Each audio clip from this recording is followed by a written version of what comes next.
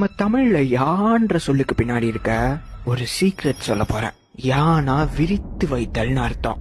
விலங்கினங்களே விரிந்து பெருசா இருக்கதாலதான் அதுக்கு யானைன்னு பேரு. எல்லா பொருளையும் விரித்து வைத்து கேட்கப்படுற கேள்வின்றதாலதான் அதுக்கு யாவைன்னு பேரு, யாருன்னு பேரு.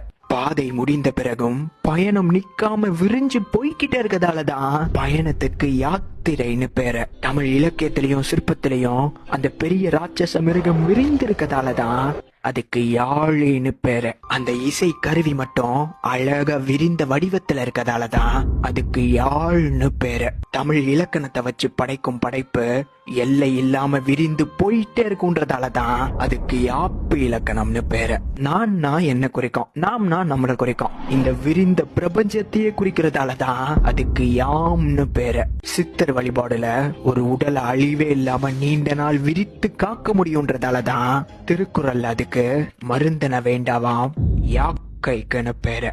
தமிழ்னா சும்மாவா? இந்த மாதிரி இன்ஃபர்மேஷனுக்கு